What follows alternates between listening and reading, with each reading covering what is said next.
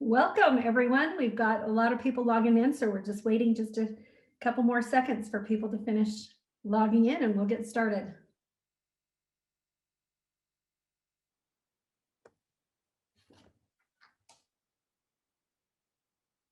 Okay, I think that looks pretty good.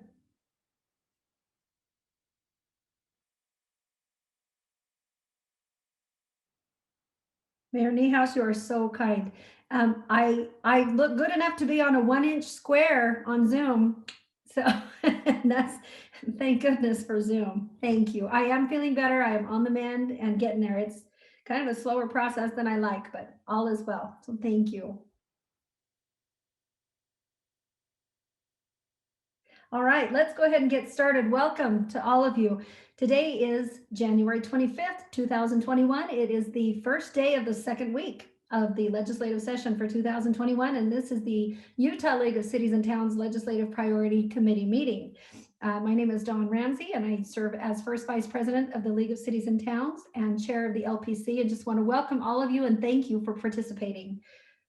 This morning, the first item on our agenda will be to approve the minutes from our January 11th meeting. And let me explain kind of how we're going to do that. If someone is willing to make a motion, you can do so in the chat.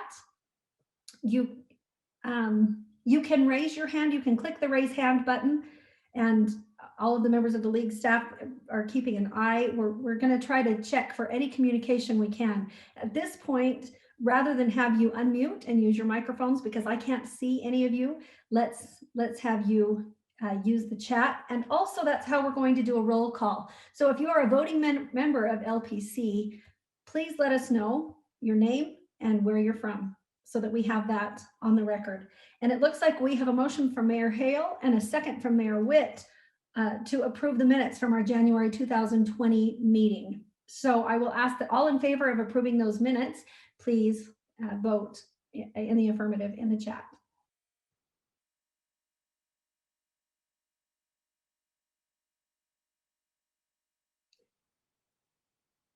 And it looks to me like, I don't know what the threshold is. And so I kind of defer to Carson for that. But Carson, this looks to me like we're good.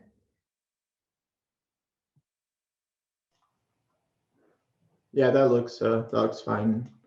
Okay, thank you so much. Appreciate that. And those minutes are passed. And now we're just going to turn some time straight over to Victoria and Wayne. Everyone at the league has been very busy this last week. Many of you have been busy, and we know the staff has been working really hard. We'll turn the time just right over to Victoria and Wayne. Let's talk about some of our session engagement. 2021 session. Victoria? Thank you, Mayor Ramsey, and it's good to virtually be with all of you this second week of session.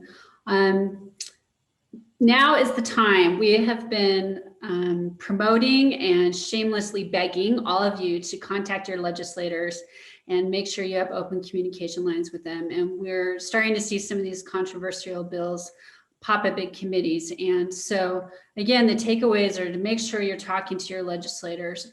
The Capitol has reopened, and I haven't ventured up there yet. I plan to this afternoon, but there are many legislators who I think will continue to stay just virtual. So call, text, email, whatever it is you need to do to get in contact with them and hold them accountable for bills, and also tell them thank you for good bills. And please stay in touch with us. We've got Friday Facts going out, daily email that comes out each evening. Please, respond to our polls, our survey questions when we send out action alerts, which we might be seeing in the next few days, or it's certainly the upcoming weeks.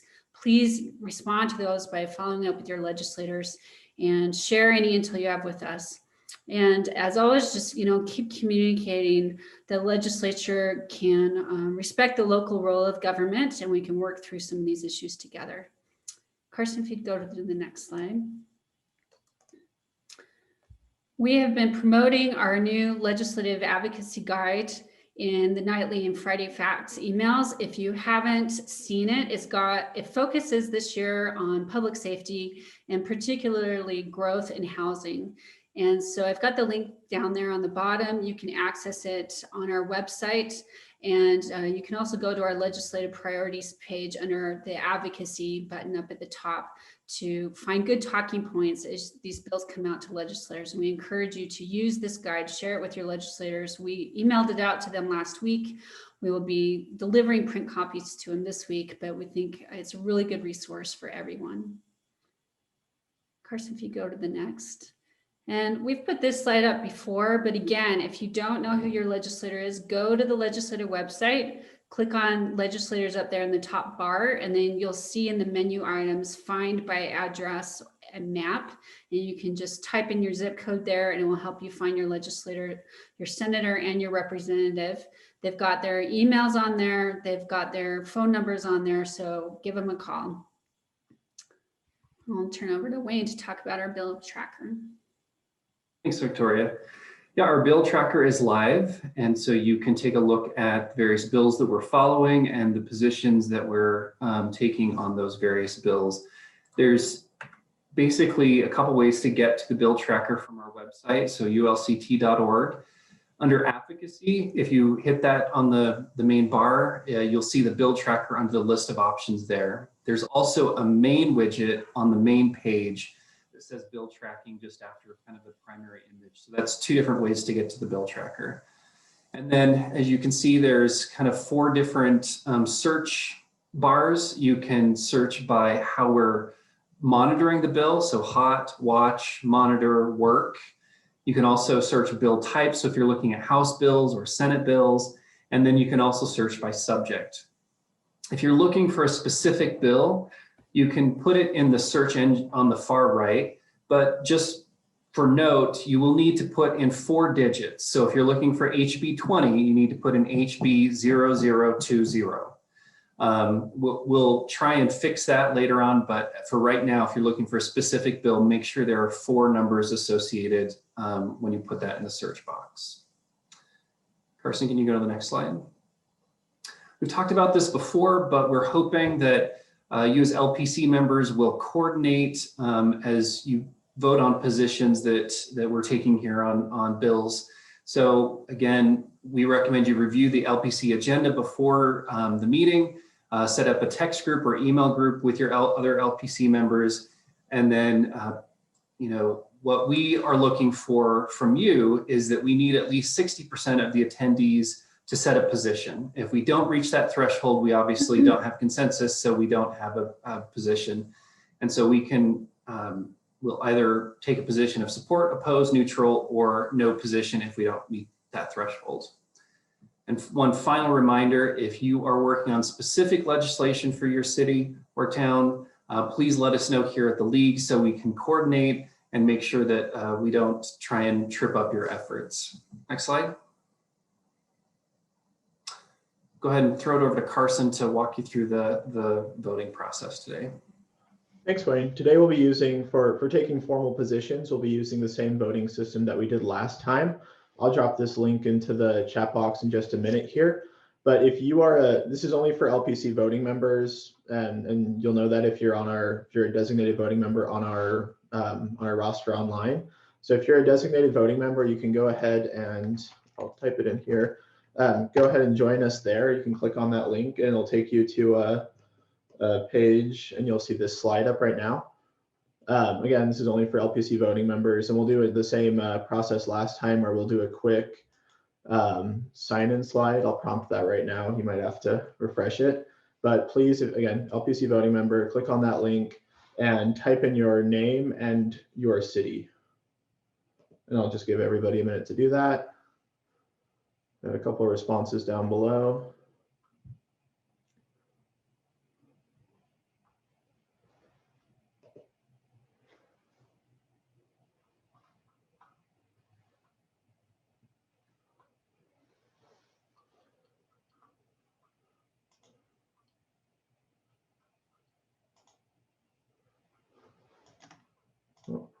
Oh, sorry, I realized I just typed in the link to panelists. That's not very helpful. Let's try that. Well, Carson, I'm glad people are paying attention.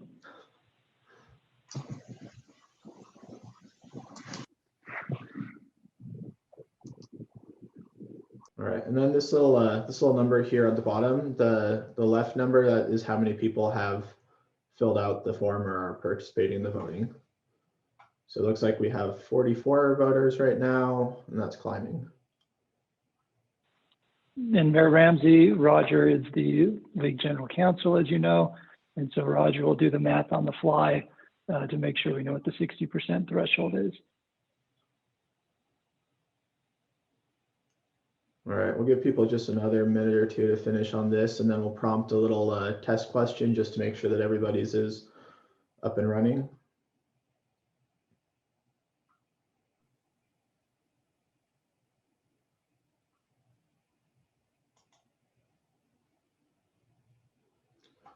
It looks like there was a question about the LPC voting members. So please feel free to reach out to me. I'll type my email in here and reach out to me if you'd like to change your roster. I've gotten a lot of requests in the past week or two, so we thank you for your engagement there. And yeah, please feel free to reach out to me and I'll get your roster updated. We request that you have 2 elected officials and 1 unelected official, so we can keep our requirement for a majority of electeds. Now, And Carson, let me add, Carson, let me just add one thing there. You're also allowed an alternate. So in some cases, you know, we know of cities where usually the people who attend are 2 staffers. As long as you have a staffer listed as an alternate for an elected official, then that works. But every city is entitled to up to 3. And then if you have a board member, the board member is in addition to 3. So Mayor Ramsey is voting member number 4 from South Jordan. And so you determine as a city how you appoint your 3 voting reps and your alternate, and just coordinate that with Carson. We don't interfere with how you select them internally. You just let us know. We'll update the list accordingly. Yeah, and please just shoot me an email if you'd like to update those. I'm going to go ahead. It looks like our number has slowed, so I'm going to go ahead and start this test question. This is just for fun. Celeste, you can go ahead and join as a council member, and we'll add you retroactively. All right, so this is who we have right now. I'm prompting the test question, so go ahead and feel free to just test this out. I've been avoiding social media, but I suppose there's quite a controversy going on this weekend.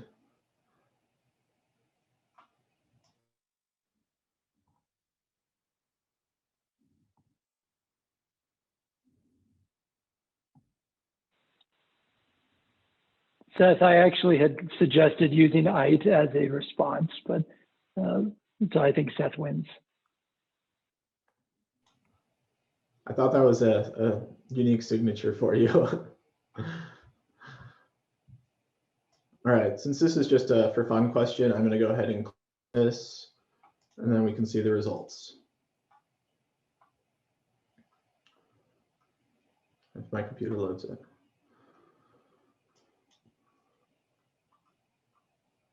Okay, so it does appear that we have a consensus that Donovan has more shooting skills than Shaq ever had. I don't know if you have any fun commentary on that, Cam, but we can go ahead and move on if there's nothing else.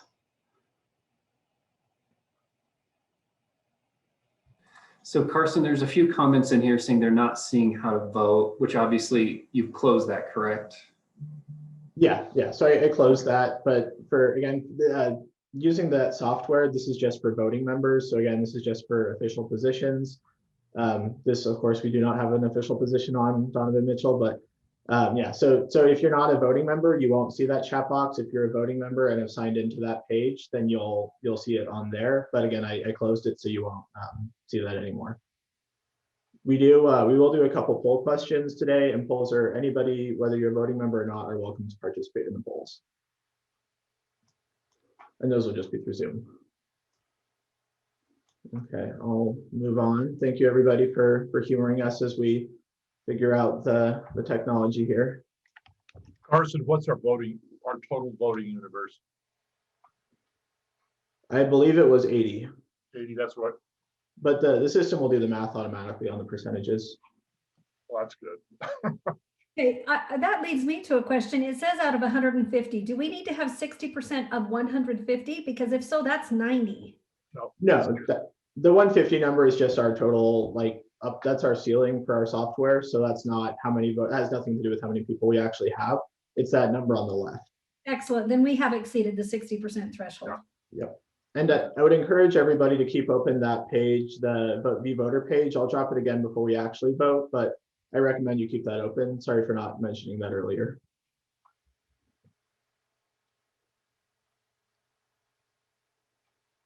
So just a quick update on as we participate virtually in some of these committee meetings.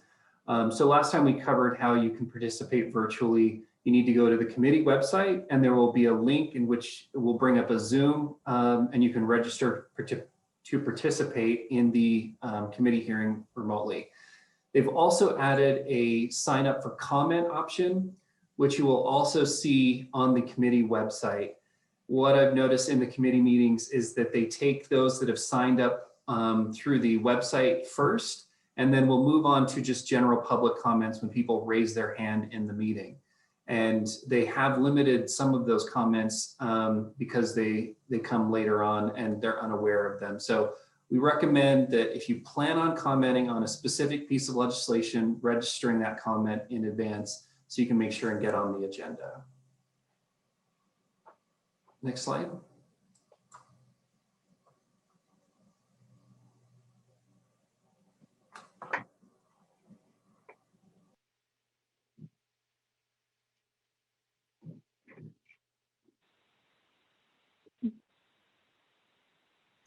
Well, while Carson is, oh, there we go. You saved it.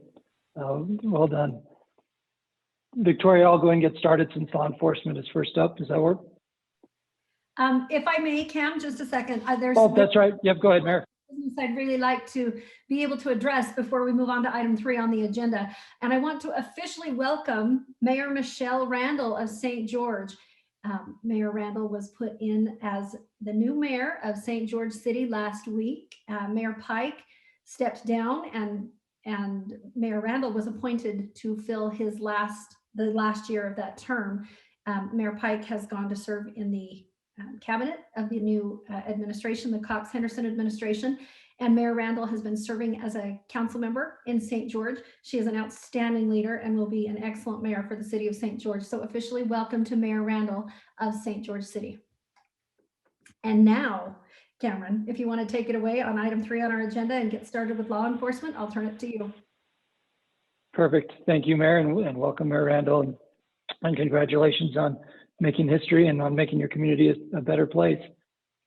Carson, we go back one slide just to make sure everyone's on the same page about the principles here. This is becoming old hat to you, but we repeat it with legislators, with state executive branch leaders, other lobbyists. This is the policy prism with which we view legislation. On the bottom right are the 3 overarching pillars and principles: respect, collaboration, outcomes. And then we have the 3 questions we ask of every bill. Does the bill respect the traditional role of local government? Is it a one-size-fits-all approach, or does it respect that cities are unique? And will it result in an unfunded or unworkable mandate on cities? At this point, we're already tracking more than 100 bills. Last week, bills were coming out at a pace of about 50 a day. And so we are still engaging with legislators based on this policy prism. Encourage you to do so as well. With that, let's jump into law enforcement. And Mayor Mann made an excellent point. I'm not sure if she's on the call, but I can check. But Mayor Ramsey, that Mayor Denise Anderson took Mayor Jenny Reese's spot and she was appointed just last week as well. I did not have that updated information, and for that I apologize. I didn't know. That is an oversight that I hate that I didn't know. Welcome, Mayor Anderson. Thank you as for your willingness to serve as well in Cedar Hills. I look forward to getting to know you a little bit better. And Mayor Mann, thank you for bringing that to our attention. Welcome, Mayor Anderson, and good luck, best of luck in Cedar Hills. I look forward to getting to know you better as well. Perfect. She too is, like Mayor Randall, is making the jump from city council to the mayor's seat. Okay, real quickly, SB 13, we have brought this concept to you multiple times. We finally I believe are where we're ready to make a staff recommendation of support. The Love, Listen, Lead Task Force has worked on this bill for the last couple of months. We had a meeting on Friday where we were hashing out the final language. You can see in the PowerPoint what is going to be, I actually should say second sub. The first sub is public. This will actually be the second sub that will come out likely this afternoon to be in committee later this week. You can see the objective of enhancing trust in public safety by enhancing the communication between agencies about officers during the hiring process. The Love, Listen, Lead Task Force recommended a couple of weeks ago to support the bill if we could get the language in that we were seeking.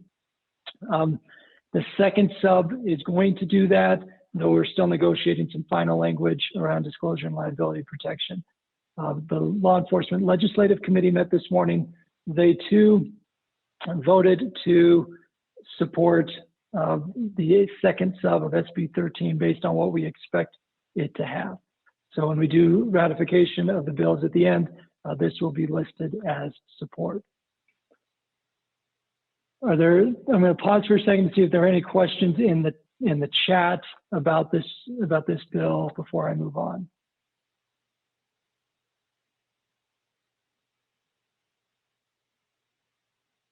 Okay.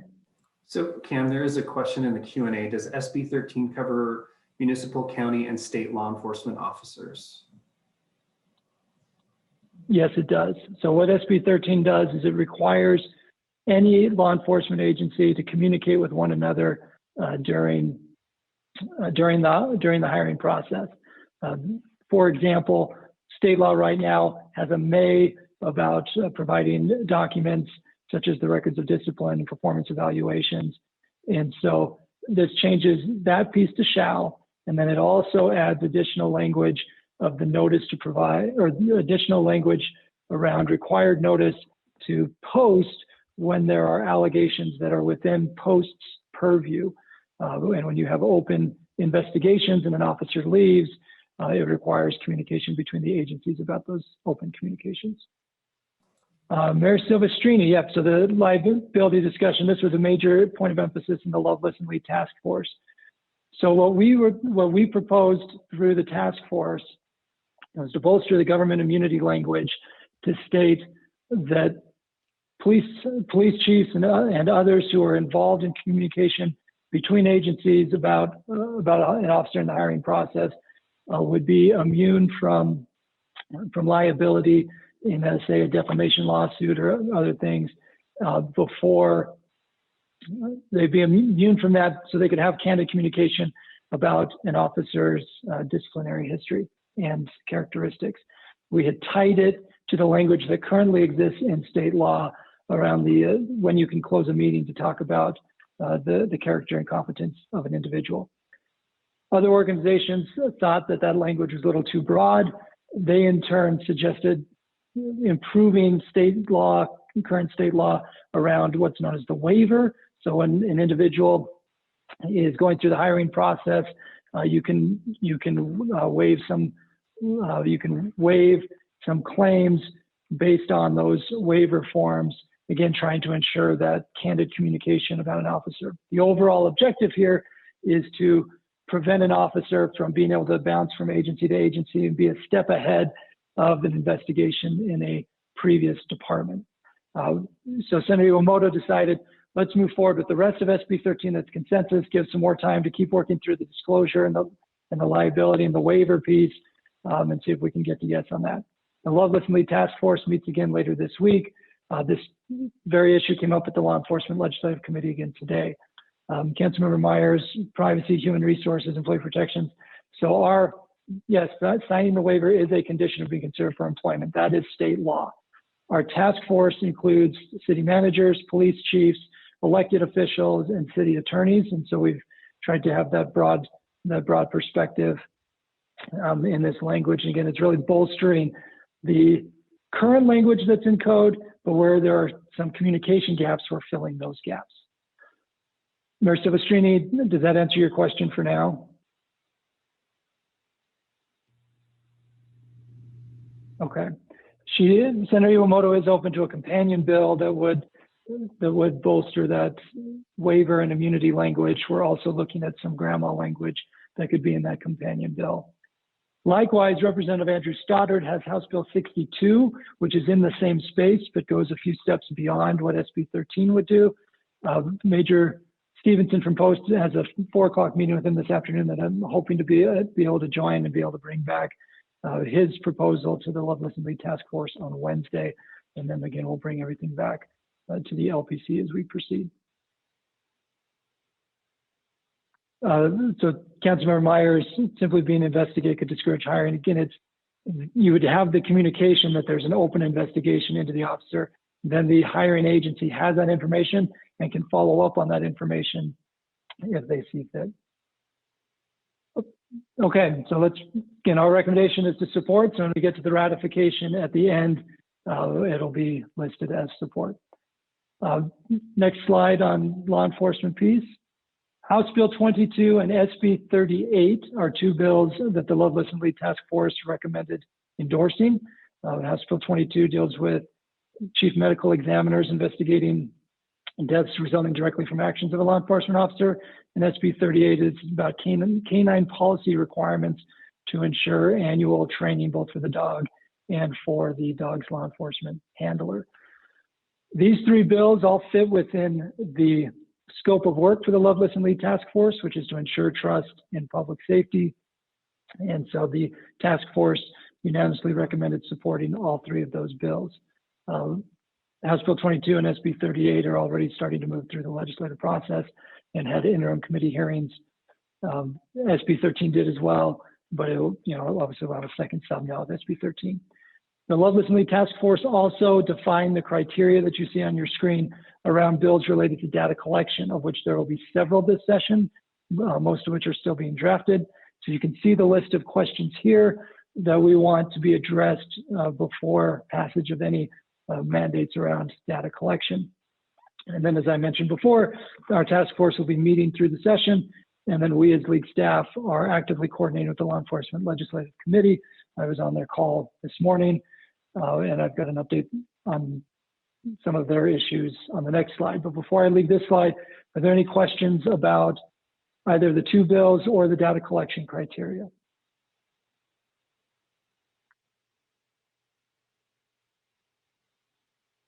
Okay, Carson, go ahead to the next slide. LELC, I actually had to leave early so I could get to LPC because they were running long. But I just wanted to highlight a few of the issues where they had articulated some positions of note. We are not planning on discussing firearm bills in great detail today. So this is more just for your awareness only on House Bill 60 and House Bill 61 in particular. These 2 bills we still have listed as TBD until we have a chance to discuss them either with the league officers, LPC, or otherwise. But the LELC did take positions today to change from hold, which was their position last week, to oppose. House Bill 76 is a bill that we've brought to the LPC in years past. We actively opposed this very bill last year, and it failed, and Representative Malloy is bringing it back this year. LELC is holding on the bill, but this deals with firearm preemption, and it really has a major impact on your ability to regulate discharge and hunting in city limits, and also has some potential problematic precedent around the use of government immunity and waiver of government immunity. So again, you've already voted to oppose House Bill 76 last year, and again in December and January, but that fits into the overall discussion around firearms bills at the Capitol this year. And then House Bill 143 is not about firearms. The LELC voted to oppose it today. We had also recommended to oppose, and we testified in opposition last week. But this bill would prohibit a justice court from suspending a person's driver's license for failing to pay court-ordered sanctions. And so the concern that we've heard from prosecutors and from law enforcement both is that this really undermines the ability of a justice court to have accountability, and it also is a detriment to victims who also won't be able to see accountability. A lot of moving pieces on this one. Again, it passed out of House Committee overwhelmingly last week despite our opposition. But so stay tuned stay tuned on those bills. If I will pause there before we move on to land use to see if there are any other comments. Going from Councilmember Jacob, that 143 exempts driving related offenses.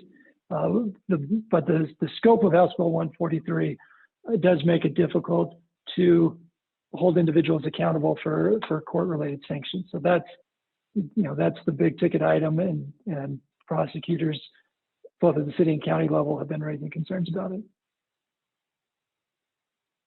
Can we have two people who have the raise hand button illuminated?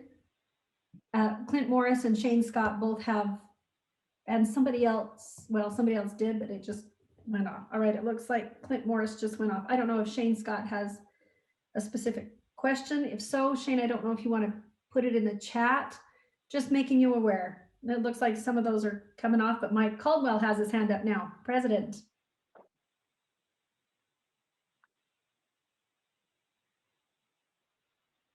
Okay, well, if you have something, please type it to us in the chat. We want to make sure that we get to whatever questions or comments you have, just trying to keep track of the way they're coming in. So Cam, back to you. Perfect. Mayor Caldwell, if you raise your hand, we should be able to pull you in so you can speak up. Meanwhile, oh, he was pulled. Okay, got it. Okay, thank you on that. Real quick, Mayor Mann, the rationale of House Bill 143, and then I've got a question here from Councilmember Martinez about 38 on the police dog liability. Councilmember Martinez, I can't answer the 148, or excuse me, the 38 on liability, so I'll make a note to follow up with you later on that piece.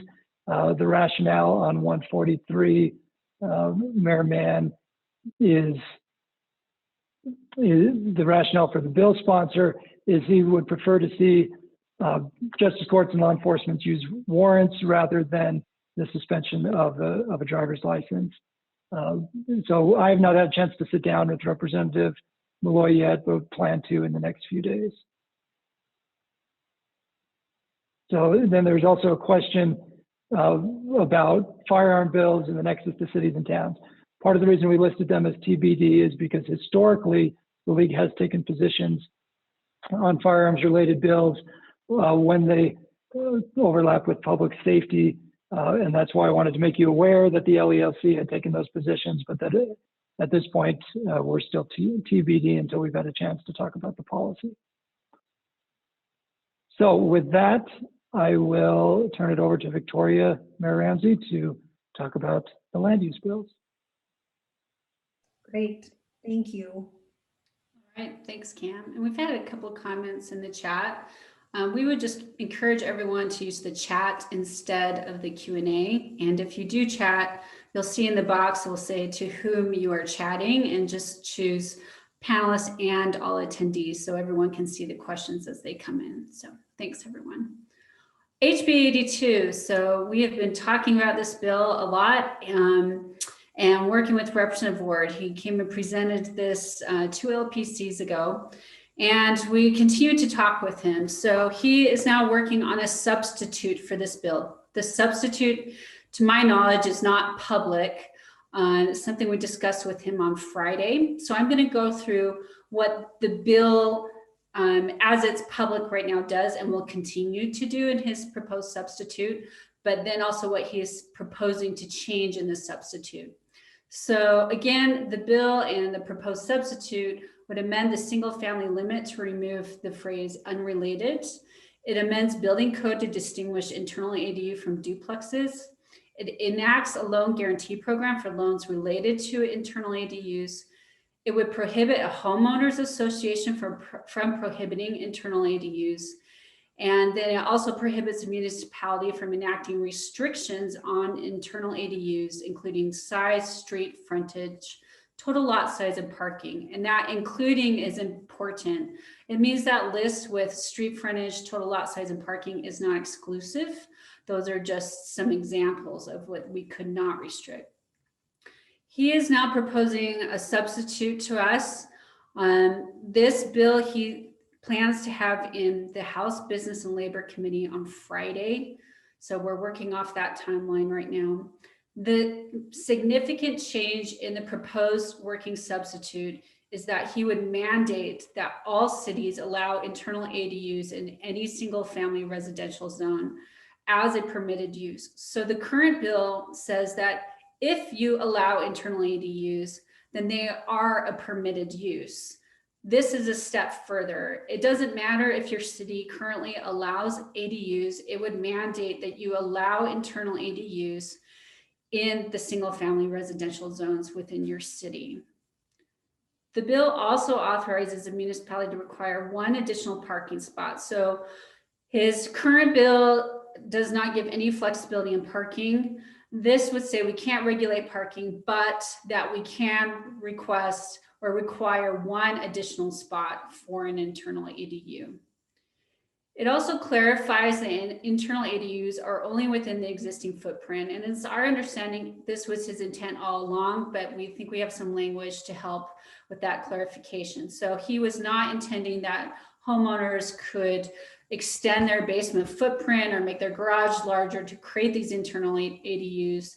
He sees this bill as governing those that would exist within the existing footprint of the home. And finally, he's willing to discuss authorizing a municipality to enforce the owner-occupied requirements. And he's open to ideas about this.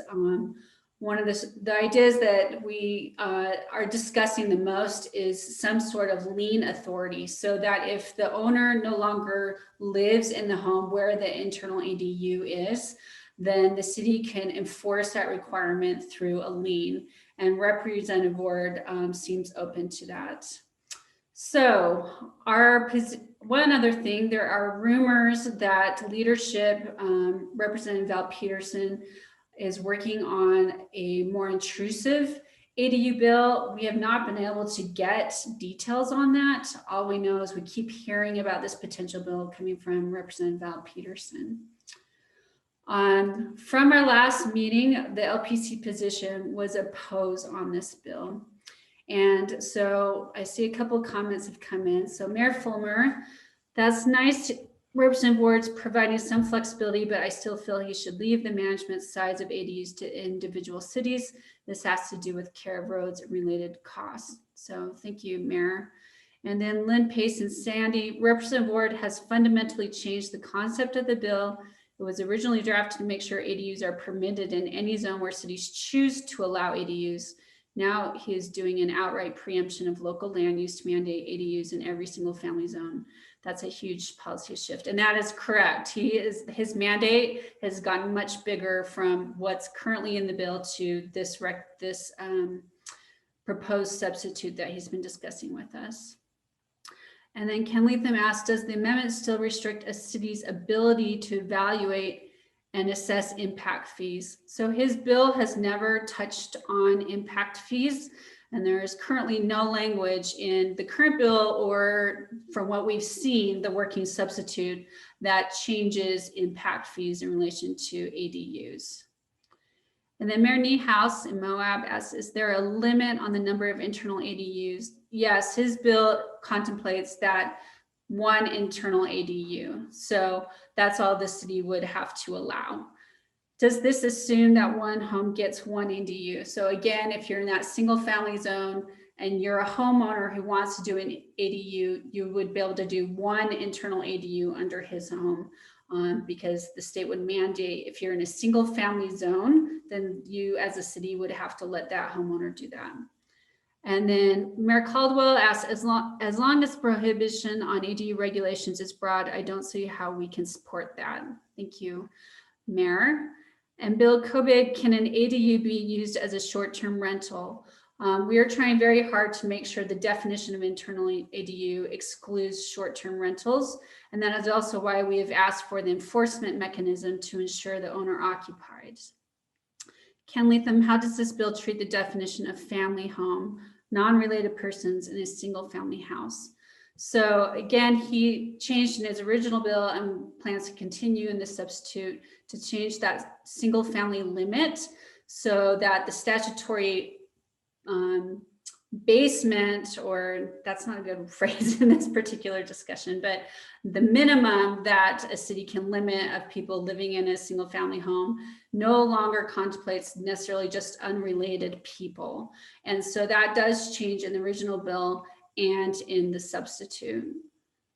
Mayor Fulmer, does the adjustment to unrelated parties in a home narrow the definition or broaden it? So hopefully I can answer this, Mayor Fulmer. This seems to depend a lot on how your city uses and interprets that single family limit in local ordinances. And the idea, Representative Ward's approach to this is that this is very hard to regulate, and different cities are interpreted differently, which is honestly what we have heard. So I would recommend you talk to your city attorney to see how this would impact your city, depending on the ordinance and how you have used this single family limit in your city.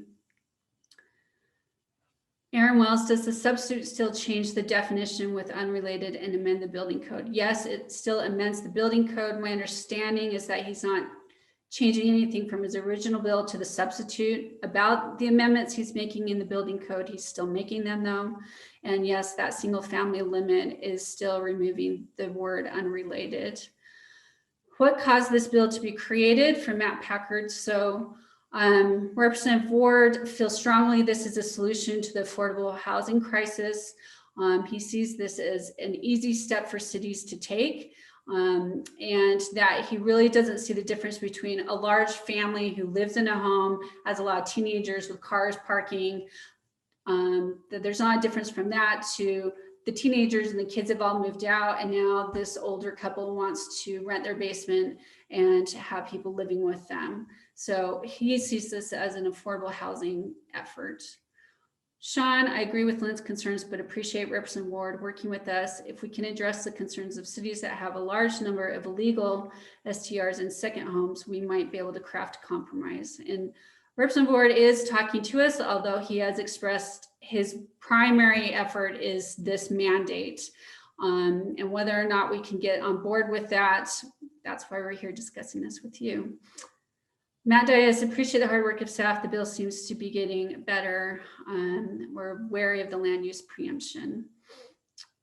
And then Andy Bierman, Mayor in Park City, what enforcement tools would cities have if they are converted to short-term rentals? Won't HB 253 limit this? And that is a very good point. HB 253, if I'm getting my bills right, is where cities cannot use the advertisements of short-term rentals to go in and enforce ordinances against those short-term rentals.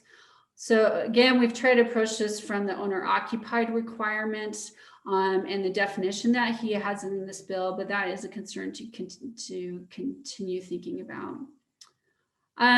Okay, I see a lot more messages. Let me just see if if there's any questions I need to answer. So again, concerns about enforcement. And then Celeste expressed this can help people keep in their homes. Language requiring a business license. There is nothing in the bill or the proposed substitute addressing the business license issue. Let's see. Okay, so hopefully I was able to answer most of those.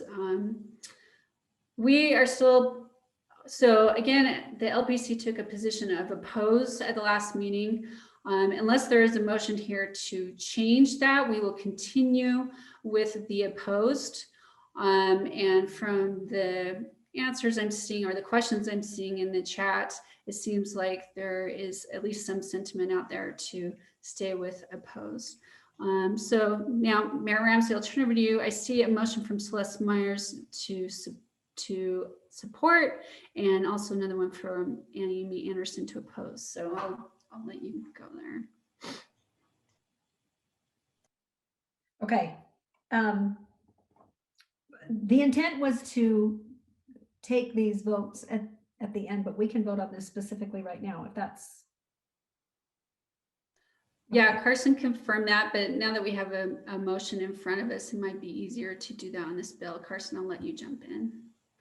So is there a second for the support motion, first of all? Thank you, everyone, for your patience as we're just trying to follow along in the chat and make sure that we keep up.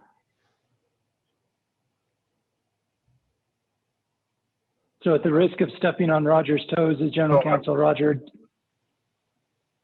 I was gonna say, I don't Go think ahead, we got Raj. a second to the motion, do we? I don't see one at this point. And we can bring this back at the end of the meeting. Okay, there Oh. is. So is Councilmember Martinez, is your second to the motion to change from opposed to support based on the concepts we've described? To support. Okay. Okay, so we can open up voting on that then. Well, I think Well, hold on. Sorry. Go ahead, Raj. you had a motion to change to support in a second, then you had a substitute motion to stay at oppose. Yeah, and one thing just from the league bylaws is that we generally take positions on bills when we have the language. So right now, what we've done is we've described to you what he's putting out there. So I think, Roger, I'll defer to you if you think there's enough to make the full position, or if we need to wait until the specific language is public. Well, I would ask this question: is the motion is to change our position and to change our position on the existing bill, because we don't have the substitute bill yet. So it's kind of one of those questions of since we don't have the substitute bill, the motion to support is to what? Unless the question is we're being asked to change our position on the first bill. Okay, so Right. we don't have. But we language. do now, right, and we do have a substitute motion to just continue with oppose. Right, Raj? Right, we do. Okay. We need to vote on the substitute motion first, right? We take the substitute motion, which we have a motion and a second to continue to oppose, and I'm just trying to keep up with the comments and appreciate as I really wish we were together in person. But I have a motion and a second to oppose. It's the substitute motion because we don't have the final language, right? Well, it'd be to retain our current position. Right. In Right. opposition. Okay, all right, then that is what we vote on first. The substitute motion is what Right. we vote on first. So I have a motion and a second to retain our current position of opposition on the original bill because we don't have language on the second bill. We need to vote in the chat. All voting members who vote to continue opposing the original bill, and we will continue to see how things roll out with the new substitute bill, please say aye. Please vote aye if you choose to continue to oppose the original bill and have that be our position today. So, Mayor, it appears that since it is a pretty largely It appears that unilateral vote, maybe we just do this instead of the voting software as unanimous consent. yeah, it looks like that. Unanimous. Roger, does that? We can't have unanimous consent if we have an opposition motion unless they want to change their vote. Okay, so at this point in looking over it, Roger, if you'll tell me if we've had enough, but it looks to me I think we've clearly passed the 60%. the substitute motion carries. Right.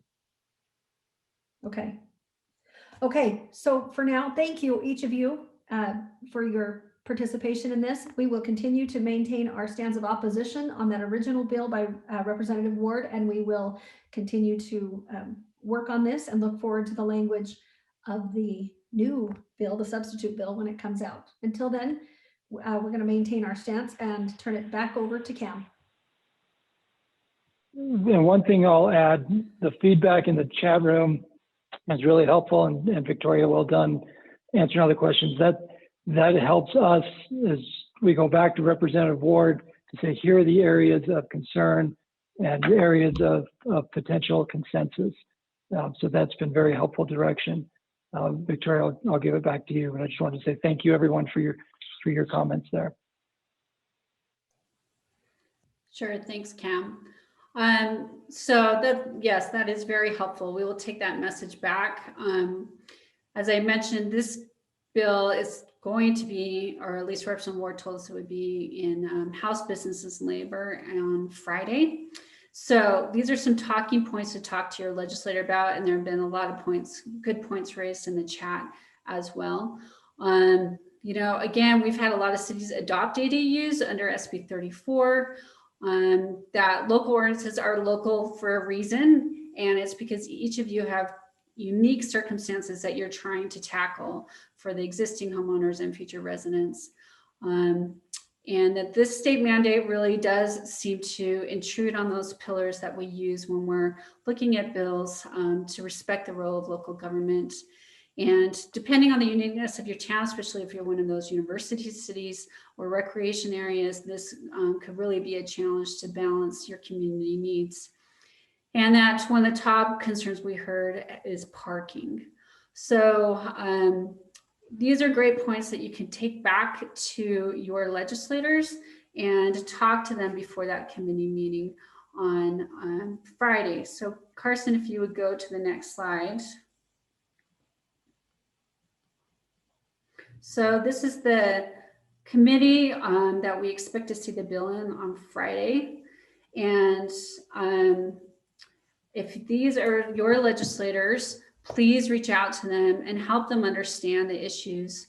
This is a difficult committee for us to go into. We're not necessarily expecting a really warm reception, but nonetheless, you reaching out to your legislators will help a lot, because if they hear from their cities and their elected officials in those cities and get some specific examples of what's happening on the ground and what will change with this bill, it really helps them out. And I would strongly recommend that, because legislators are being contacted electronically this year, to put in your emails in the subject line your city name, and that is coming from the city, so it can help them vet through those. We have a few polling questions to help continue this discussion with Representative Ward, and it will depend on what we see happen in committee this week. So if you would just take a minute to answer these questions about the bill and kind of policy options, if there are any, as we go forward, we would really appreciate it. And again, this is open to anyone, not just the LPC voting members, if you can just take a minute. So the first one is, how do you feel about this proposal to broaden the scope to a mandate internal ADUs in all single family zones within your city? The second question is, how does this new proposal on enforcement, so requiring that owner occupied, does that help you feel more comfortable with the bill? Do you, is that something that you feel is helpful? And how is the new proposal on parking? So his current bill allows no flexibility in parking. His conceptual substitute would at least allow a city to require one parking spot. So if you just answer those quickly.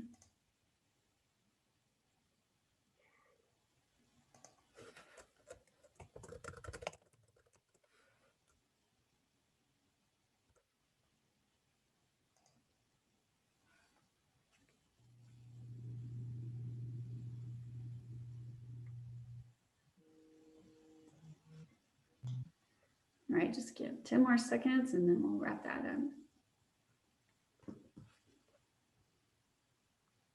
Okay, I'm going to go ahead and end polling now. Mayor Ramsey, it looks like we have two folks with questions. First, I think William Ince had his hand up, so I'll allow him to talk, and then Bart Parker. Thank you.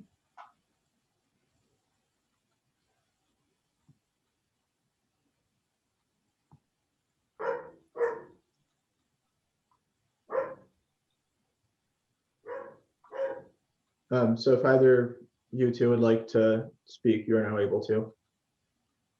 Let's go ahead and go to Bart, because it looks like he's ready, and then William Ince will go to you next.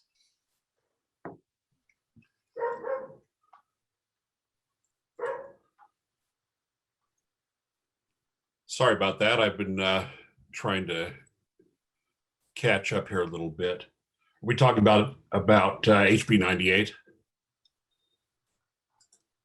This is HB 82 on internal ADUs.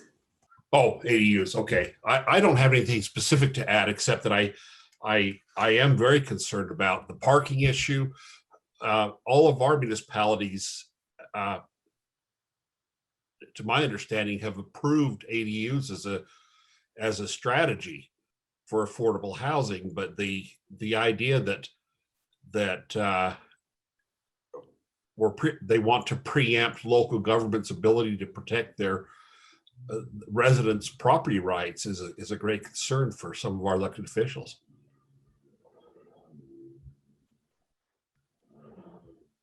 Thanks, Bart. I appreciate that. We had one other.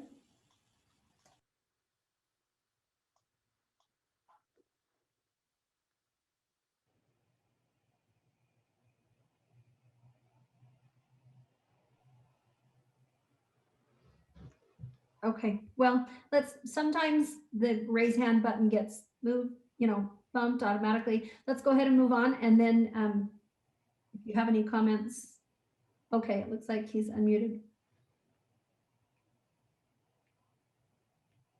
All right, let's go ahead and move on. If you have any additional comments, please let us know in the chat. And we'll try to keep our eyes out for raised hands as well. Thank you. Thanks, Mayor Ramsey. Okay, so talk to your legislators, but before Friday. All right, next, Carson, if you go to the next slide. So that was the easy one. Now we'll go to billboards. SB 61, we've talked about this in the last LPC, and the position was opposed. We're not asking for a change in that position. Nothing has changed about the bill. Again, this requires a city to allow any billboard to convert into an electronic mechanical sign.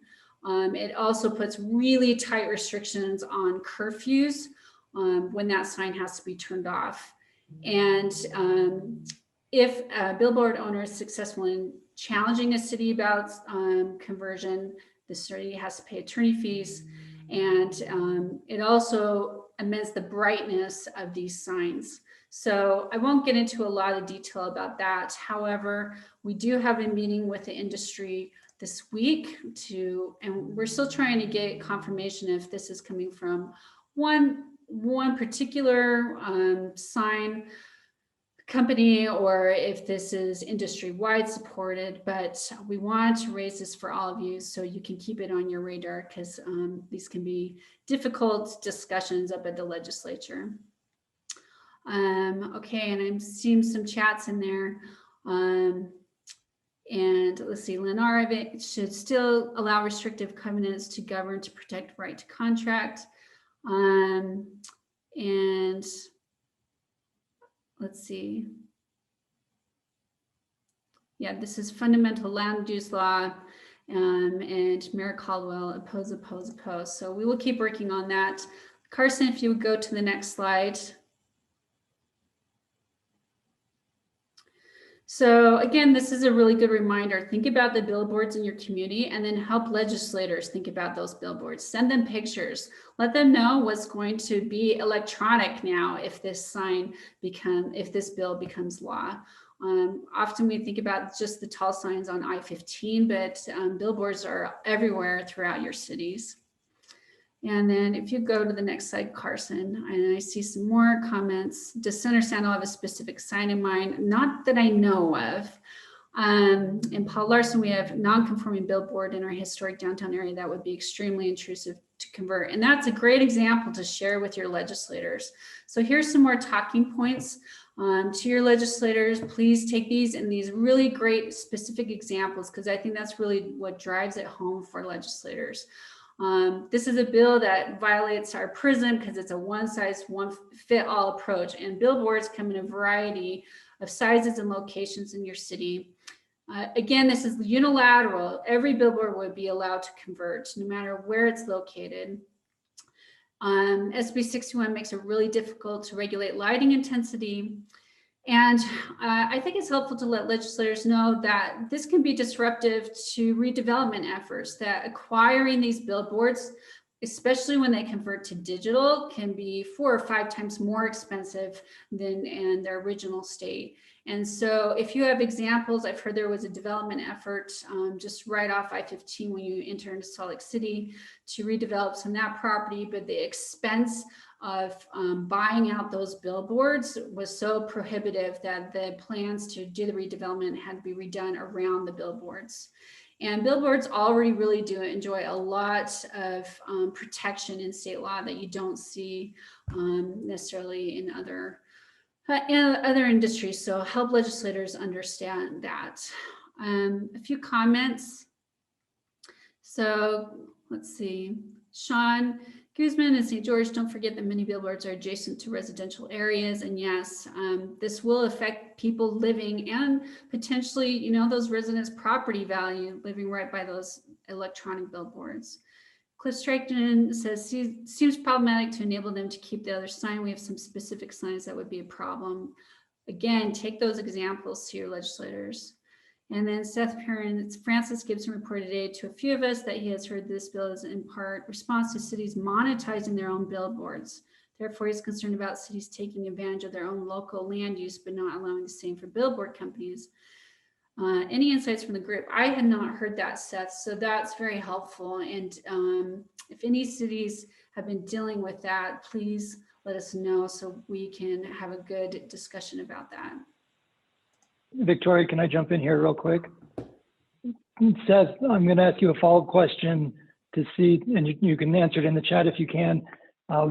Did Representative Gibson talk about the distinction in code between on-premise signs and off-premise signs, which is different than a city-owned sign? But okay, so he didn't talk about that distinction, because that's something we've heard as well, that they're frustrated by the legal distinction that exists between on-premise and off-premise. So anyway, that's helpful intel. And Victoria and I have followed up with the other billboard companies and to try to get a sense of if this is simply a Reagan bill or if it's a broader bill. And again, our first negotiation is on Wednesday, so this is helpful feedback. Yes, thank you all. Okay, so talk to your legislators. We don't know when this will be in committee yet, but it's certainly coming. And yes, we have heard the concerns about night skies with the electronic billboards. Okay, let's go on to the next slide, Carson. HB 98. So we're just going from the easiest to the hardest. HB 98, this represents Ray's bill. We've discussed this in previous meetings about how he is allowing developers, builders to opt out of inspections and engage their own building inspectors and reviewers. And this would potentially allow a builder to use their own in-house inspectors to inspect their construction and their plan reviews. It also requires or prohibits municipalities from adopting building design elements like exterior materials, roof structure. We have heard a lot of concern from a lot of different groups on this bill. We've heard concern about fire safety. We've heard concern about water conservancy. Our proposal is still a strong opposed to this bill. And we're continuing to have discussions, but at this point, our feeling is that this is a line in the sand that we cannot cross. We would encourage everyone to reach out to their legislators about this. So let's see, fire marshal's a concern. Is the inspection allowance currently prohibited statewide or just left to city's discretion? Zach, I'm not sure I totally understand that question. But it would be city and county inspections. Cliff, allowing companies that take shortcuts to use their own inspectors sure seems like a conflict of interest. And yes, that is core concern about this. Cities are charged with health, safety, and welfare of their residents, and this does seem like a strong conflict of interest. Zach, can cities currently allow third-party inspectors? Yes, they can. So a city can, under law, hire that third-party inspector. Again, though, that inspector is hired by the city, not the builder or the developer. Carson, if you would go to the next slide on this. So these are talking points to take to your legislators. We will include a link to this presentation and send these out to help you out. But I think you all have some really great examples that you can talk to your legislators about the impact of this bill. And, you know, again, just let them understand the role of local government, that this is a big health, safety, and welfare concern and a huge policy shift. The third party argument, the conflict of interest, is a really significant and good one, I think. Also allowing them to bypass review on not just residential, but commercial could have significant impacts on communities and jeopardize safety.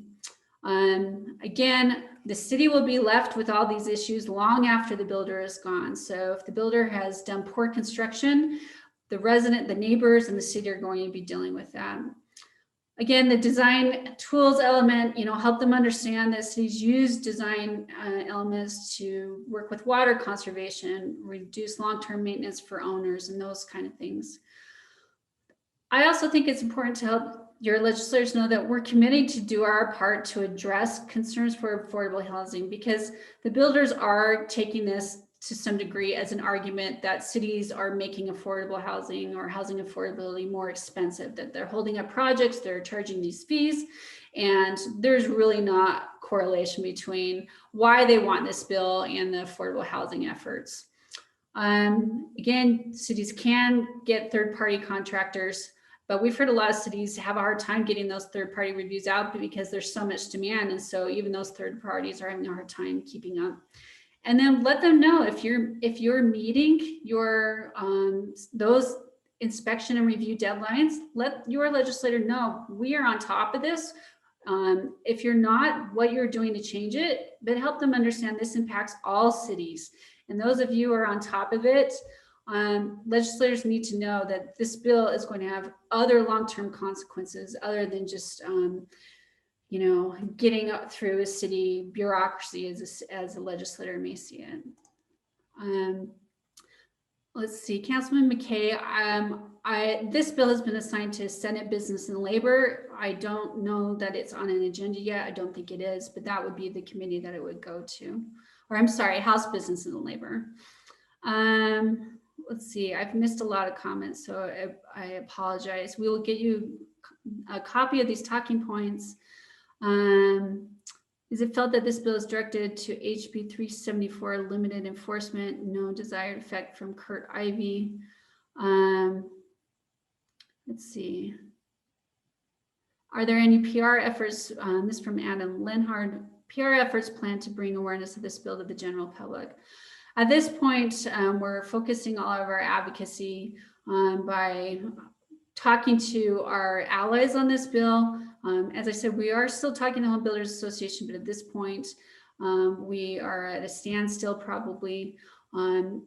As we see how this progresses through session, I think, you know, having some efforts in PR and reaching out to the media is something we will definitely look at. Okay, next slide, Carson. Sorry, this is just a placeholder. You can ignore this. I'll Okay. get through it. Just loading. My computer is just taking its sweet time. All right. Okay.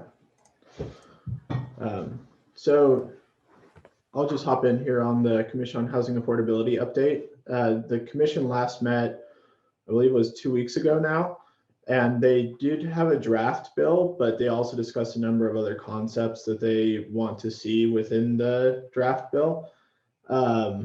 And there was not formal action on any of those concepts, but we want to bring them to you because we expect the next commission meeting there will be action. So the draft bill currently has what are considered the consensus items, which is first, landlord-tenant mediation. This doesn't directly impact cities, but it's providing revenue for the mediation the statewide mediation process. This is expected to help both landlords and tenants deal with some of those tricky situations, particularly arising now during COVID housing impacts. So again, that one's not particularly city impacted, but we wanted to bring it up. The second piece is a little bit more city oriented. It's the rural or remote community pre-development grant. This would create a fund for that as well. The rural subgroup has had a number of city members involved, including Mayor Niehaus from Moab. We expect to support this piece as it helps housing in rural Utah. The other piece that was in the draft bill that I haven't heard about before that meeting, and nobody that I've spoken to has, is a CRA modification. And this would do two things. It would allow the 10% set aside to be used for public infrastructure that supports affordable housing. And then there's another provision that would let that set aside expenditure occur outside of project areas. And we've had a couple different interpretations from city attorneys and CRA folks. And I'm not sure where this provision came from, but we'll ask a poll in a little bit about how you feel about it. Let's see. And then the other concepts that we've heard, and again, these are not in the bill yet, but we expect that there will be a push from some members of the commission to get them into the bill. The first would be to create in statute inclusionary zoning process, which we've heard a number of cities express support for that concept. However, unlike some inclusionary zoning processes, there would also be a mandate for a density bonus to offset developer costs. So the idea would be that if you were City A, you adopted an inclusionary zoning ordinance, you would also, every time you use that, you would also have to give a density bonus to make it revenue neutral to developers.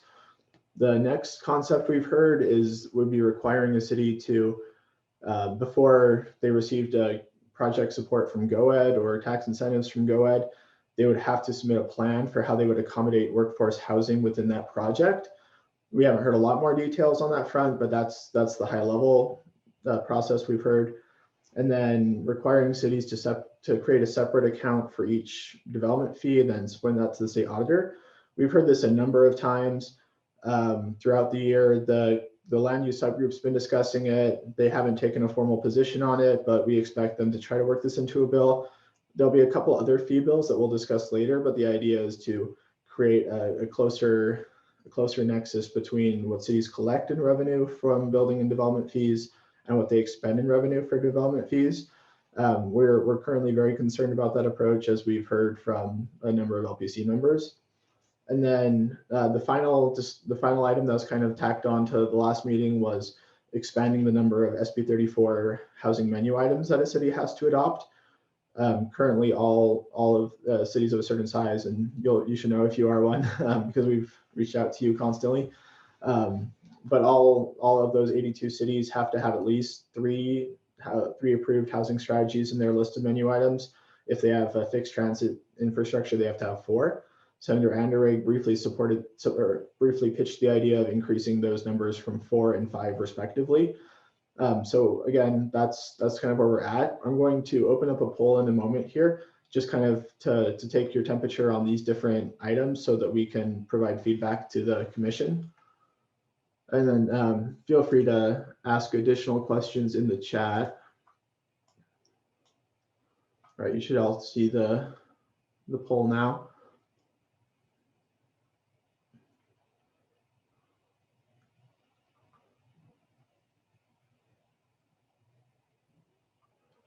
And yeah, Ashley Spatafor mentioned that there is not consensus to expand the RDA housing set aside. And that is an important point to make. The other 2 items have consensus, that one does not yet.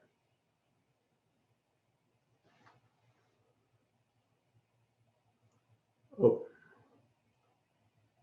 I apologize on that first question. There appears to be a typo.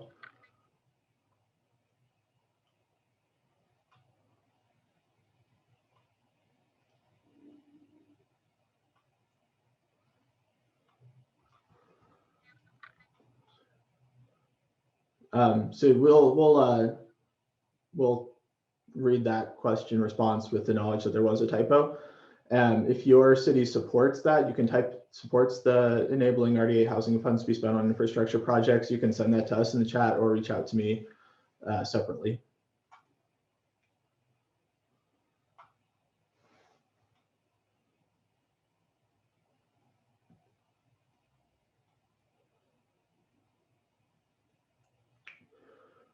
Charlene asked a question, what does economic development support from GoEd mean? Charlene, we were intentionally vague on that one because we don't know exactly what it means either. We've heard in different areas that maybe it means EdTIF specifically, maybe it means economic development support. I don't know that there is a determinative language anywhere, so I don't know exactly where that concept is. We just wanted to keep it at the high level of if GoEd is supporting projects in your community, should you have to adopt a specific housing plan to accommodate those projects.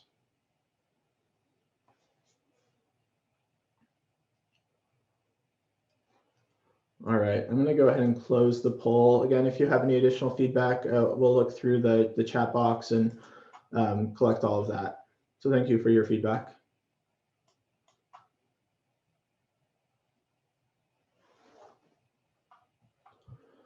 And just one last note on this, we expect the Commission on Housing Affordability to be meeting at some point this week or maybe early next week. We haven't seen anything noticed yet, but we will keep an eye out for it.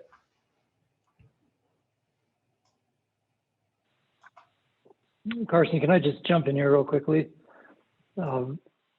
We mentioned this at the LPC meeting before the session, but I think it bears repeating. The House of Representatives, when they prioritized their most important issues for the 2021 session, housing was one of the top 3. They are looking at a variety of options. So we've shared with you some of the bills that, as of right now, are time sensitive because they could be going to committee. The Commission on Housing Affordability discussion is still ongoing, and you can see our membership's a little more split on these issues than they were before. But one concern that our board of directors raised in our meeting last week was feeling like the league was saying no to everything in the housing space. Now, bad bills are bad bills. The current draft of House Bill 98 is a bad bill. But as the session continues and some of these ideas start to get more meat on the bones, we welcome your feedback as we try to figure out if there are potential options out here that are win-win bills in the housing front. For example, there's a proposal that we're working on right now with a variety of stakeholders to improve the ability of transit-oriented developments to have a greater variety of housing options within those TODs. There will be other conversations with the new Economic Development Commission that the legislature is still working on the bill on, but that will have local government representation on the commission, but they want to have a discussion as part of the state economic development strategy to ensure that there is planning for housing that's part of that economic development strategy. As we get into a conversation later in this meeting about state infrastructure funding, about how to prioritize those state infrastructure dollars and what the role is of local planning around housing. So again, we as an organization have taken positions in the past, whether it's supporting SB 34 or passing policy resolutions that called on partnering with the state to plan for population growth, but we have to find that balance where we're respecting the roles of each level of government and just know that this is going to be the housing issues are going to be a major priority here as the session continues. And Mayor Burton, you said they should check in with the league before they draft the bill. And, that's where, to Representative Ray Ward's credit, he's been bringing different ideas to the league for the last few months. We just haven't been able to get to yes because of what's in the bill. Other legislators, they haven't taken that same type of approach. So anyway, we're running short on time, but we still have some other important bills to get to. So I believe Mayor Ramsey, we're moving on to the revenue piece. Yes, please. Item C, sub-item C under 3, revenues. Roger. We'll turn this to you. Thank you, Kim. Roger, you are muted. Every time I try and be responsible, I start to speak next. I'm not sure okay. We do have a couple of property tax bills that are up, and I want to say a few quick things about property tax. Normally, when we have property tax bills, they don't involve a revenue loss, they involve a revenue shift. In other words, it shifts which taxpayers are going to be paying the tax, but budgets normally stay the same. This year, we've got a couple that don't do that. Now, we can debate the policy, but there's also a revenue hit. And that's partially why we're putting up the discussion of what these are our concerns. The first one is that Senate Bill 18, a property tax exemption from Senator Harper. There are two types of property. There's real property and there's personal property. They're both taxed the same, but there's always complaints about personal property from businesses because the argument from some is they're small businesses that they have to keep track of all their little equipment, staplers, etc.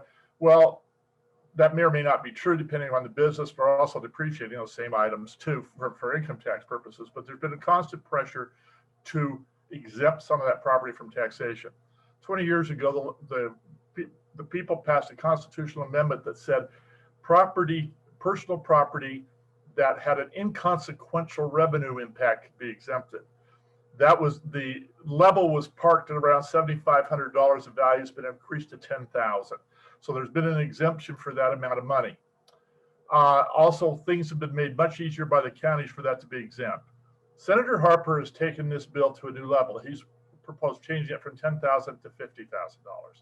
First of all, I think you're starting to stretch the limits of what is an inconsequential amount of money.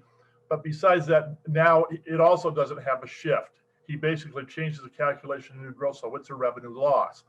Now, a couple of things about the fiscal note you need to understand. Property tax is a $3 billion tax, and the largest payers or entities that receive property tax are schools. The next are counties, then special districts, then cities. Basically, we're minority stockholders of that tax. It's still an important tax, but we don't use it as much as some of the other entities. When you look at the fiscal note that's on the bill, it says, I believe, between $16 and $32 million. That includes all three of those entities. So the magnitude of how it affects individual entities, you have to look at. We're hearing some reports from some counties and entities that it could be several $1 million. That's why we put this on, that this is a real revenue hit that you can only make up by going through truth and taxation to raise taxes. So that's a unique thing.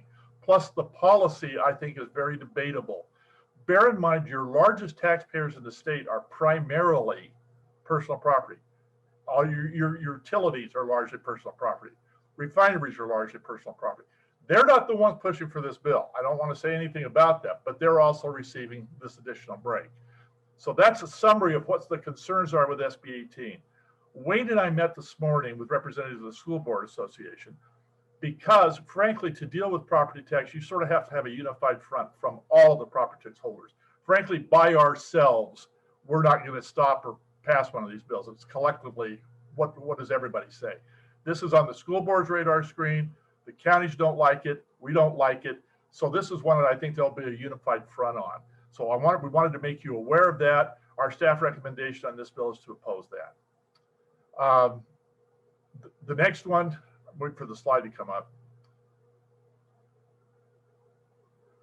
Okay, the next one is Senate Bill 52 by Senator Fillmore. This deals with a slightly different policy dynamic, but there's still a revenue hit. And that is, it basically requires that a county grant a property tax deferral. In other words, it's not an exemption. It's in effect a government sanctioned form of a reverse mortgage. Basically, you don't have to pay your property tax if you're over a certain age and have a home under a certain value. It just becomes a deferred liability to be paid when the property is sold.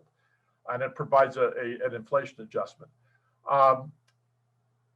There is currently a process of deferral that is sort of spread amongst the counties. They all do it differently. This would provide a uniform approach, which is one of the reasons that counties are somewhat ambivalent. They don't like the revenue hit. They don't like the concept of exemption, but they do value the concept of some uniformity. But there is still a revenue hit to the cities, and that's one of the things that we're focusing on. There's really no way to make this a shift. This is basically saying you're going to take a loan on your property tax and you'll get it back sometime in the future. We took a recommendation to oppose, but there is an underlying philosophy here that is very different. One of the questions in terms of your impact in your community is what's the age of your community, how many homes you have above a certain value. It applies only to primary residents, so it doesn't apply to vacation homes or anything else. But it involves this change, and part of the concern here is sort of the lack of awareness or impact on our revenues. But there is a different philosophy on this. Roger, there's a few questions in the chat box. Can I run them by you really quick? Can you So run? I can't see. Mayor Burton asked, how will SB 52 affect the county circuit breaker? The circuit breaker is actually paid for by the state, and they were talked for that they were paid and other county revenues. So they're basically would be in addition to. So there's another question. Does this apply only to county taxes or municipal property taxes as well? It applies to all property tax. That's one of the things I wanted to remember. I pointed out any entity that levies a property tax is exactly the same on this. Does it include, I think, an effective interest rate on the deferral? I think it does within the body of the bill. I hadn't looked at that. So there's another question about how can we know the fiscal impacts on cities and counties of SB 52? The only way you're going to actually know is to look at, some cities have done a composition of what do you think the average value of your homes are in your community. Is there any evidence of what your population dynamics are in your community? I mean, there is no way of universal application on this. And there's also no way of knowing how many people would take it. I mean, bear in mind, it's not an elimination of a liability, it's a deferral of a liability. And I will say to that, Senator Fillmore has indicated that he will most likely amend the bill to include that if there is a mortgage on the home, they would have to come to the county with permission to defer the property taxes. And he would also narrow the time frame in which somebody could apply for the deferral from January 1st to January 31st. So you'd have to do it within that window, or you'd have to wait until the next year. Okay. There are other comments, but no other questions in the chat box.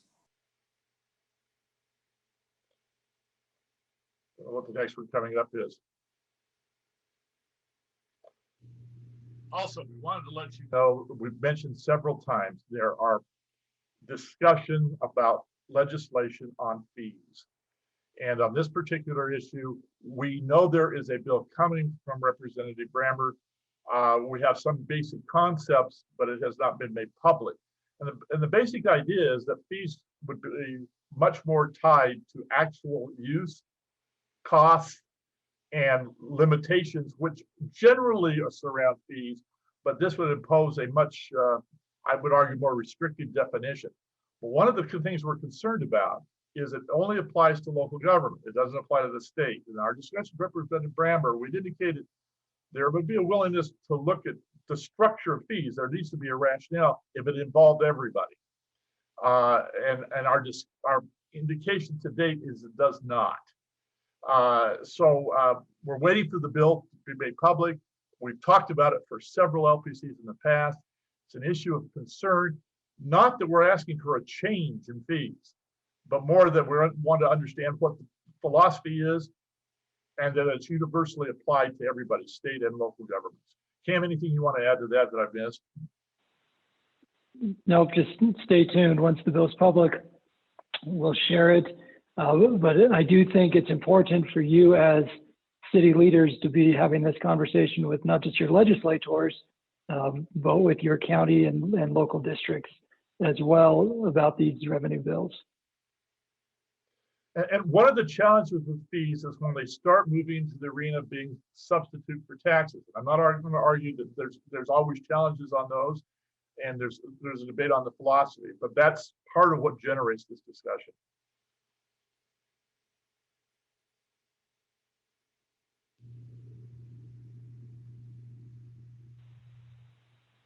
I believe that's the last revenue bill, isn't it? So there is a question from Aaron Wells. Is this intended to be the bill to tackle the transportation/road fee, or will it be a separate one? I would argue the transportation utility fee was the genesis of the bill, but it's much broader than just that. And in truth, I I would say, like I said, I think it was a motivator, but I don't think it's directed at that. Okay, there don't seem to be any other questions. I will make a plug for that first bullet point regarding fiscal notes. We have about 72 hours to respond to a request from the legislature regarding a fiscal note. I've tried to reach out to cities I think will be impacted, but if you see something coming up, feel free to reach out to me and let me know that you think this will have a direct impact, meaning it will cost you money on your city or town's budget, and I will try to incorporate that in fiscal notes we submit. Perfect. Well, thank you, Wayne. I'm going to fly through these last few slides. This year, despite the pandemic, is likely going to be a historic year when it comes to state investment in infrastructure. Last week, the League Board reviewed the general concepts that are on the table from Governor Cox's proposed budget, as well as where we believe legislative leadership is going. The League officers, Victoria and I, met with the Speaker of the House, the Senate President, and the key leaders from the governor's team. And infrastructure was their top request of us, and working together to have this type of historic investment. That ranges from multimodal transportation, outdoor recreation, and active transportation, broadband investment, as well as water infrastructure. Next slide, Carson. Now, part of the back and forth right now between the branches is whether it'll be one-time revenue versus bond James bond. If I had to predict right now, I'd say it's likely going to be a combination of both, but that is simply a prediction that you can tell me I'm wrong about in a month when the session ends. Next slide. As a result, here's what the League Board supported last week, and we will be sending a letter to legislative leadership and the governor's office in conjunction with our colleagues at the Association of Counties, Wasatch Front Regional Council, Mountain Association of Governments, and to support general infrastructure investment consistent with League policy resolutions that you as League members have endorsed through the years. You can find those on the League website. Specifically in transportation broadband, you can see the principles listed here that the League Board adopted. So this will be shared with legislative leadership and the governor as we work together to support this type of state infrastructure. To be clear, it is not the role of the League to advocate for a specific dollar amount or specific project. So for example, you have Mayor Ramsey really wants to see a project on Bangor Highway, potentially, or Mountain View Corridor, potentially, or 106, you get my point. The League would not step out and say, we support that particular appropriation. Instead, our role is at that high level policy level and say, look, we have the resources, we have the needs, we have a growing population. Here are the key principles that the state should utilize when investing in infrastructure.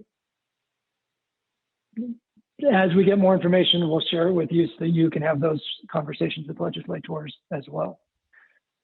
Okay, on the other thing, Utah Lake. Last week at the Utah Lake Commission, Representative Brady Brammer gave a presentation about a potential Utah Lake Authority. See, we've listed bill TBD. So again, not looking for a position today because it's still TBD. The presentation included the creation of a commission to facilitate development around the lake that could have regulatory authority, economic development potential, bonding authority, seek legislative appropriations, and the like. There are several different models out there. You could have an inland port authority, which was a commission the legislature passed despite League opposition a few years ago, that had land use and tax authority. And by tax authority, I mean it actually collected the revenues that otherwise would have gone to the property taxing entities and sales tax entities in the Northwest Quadrant of Salt Lake City and West Valley City and Magna Metro Township. Or you have the Point of the Mountain Authority, which is more of a collaborative body that does not have land use authority or other regulatory authority. So go to the next slide. We want to remind you of a League resolution from 2017 about development proposals. This was unanimously endorsed by League members in 2017. And this resolution would guide our position on any sort of discussion around Utah Lake. We'll also be coordinating very closely with our League board members from Utah County to make sure we have a unified voice.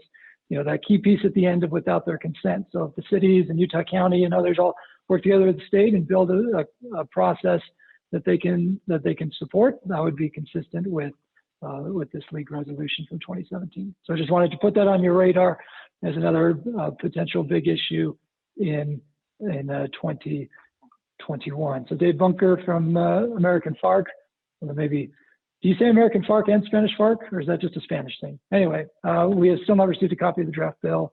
Representative Brammer suggested it be ready last Friday. I too reached out to Representative Brammer on Friday, and he said he would get it to me when he got it. Oh, okay, it's only a Spanish FARC thing. So thank you for the clarification. Next slide. Said that it may be one debate you could win. Bum, bum. Okay, population growth series. The league is partnering with Envision Utah, WFRC, and Salt Lake Chamber to do these seminars with legislators to, again, try to give the big picture perspective around housing and transportation and take questions from legislators. So this hopefully will be a good opportunity for us. Once we get the links, then we're happy to share them with you as LPC members so that you can listen in. Next slide. Okay, are there any other bills that are not in the bill tracker or in the spreadsheet that was on our website? If there are any other bills that need to be added, just put them in the chat. We don't have time to discuss any of them now, but just put them in the chat so we can make sure to run them through the process for future consideration. So I see Sean is Shawnee on the spot here with SB 53.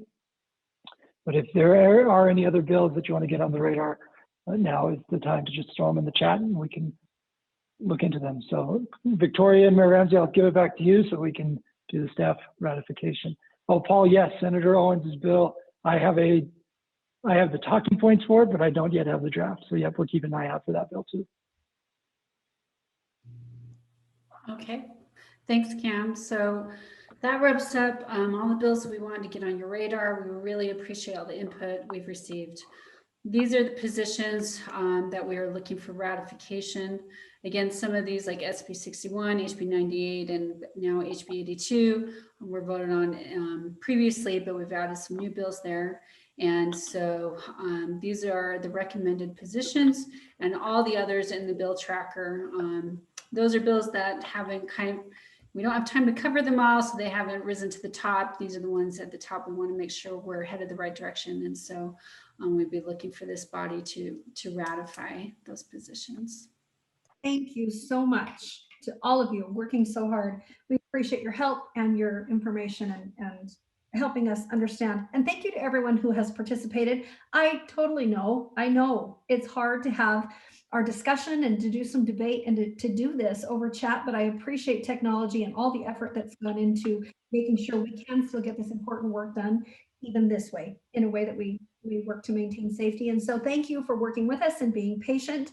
At this point, I will open it for a motion. I'm prepared to accept a motion to ratify staff recommendations, if there is one. And I think we have a motion by Mayor Silvestrini and a second by Carrie Malkovich to approve staff recommendations on these bills. Okay, please sign in to vote.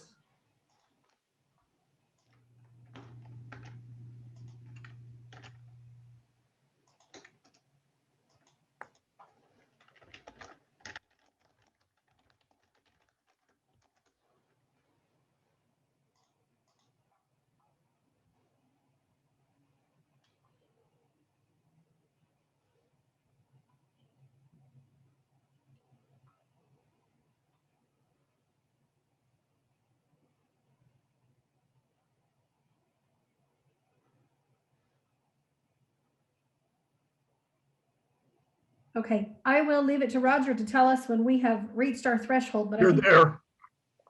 Are we good? Yes. Excellent. Okay. Thank you again to each of you. Really appreciate it. I do miss seeing you. I like seeing your names up on the side, but I miss seeing you in person. Thank you for remaining engaged. This passes, and we will, at this point, ratify the staff recommendations. And as always, look forward to next week and the changes that take place this week, and we'll discuss those changes And please reach out to your legislators specifically about the ones that we were asked to this week. HB 82, where they meet on Friday as a committee, please contact them about that. And anything else that was brought up, we all have our marching orders as a legal army, and we appreciate it. With that, I will accept a motion to adjourn in the chat.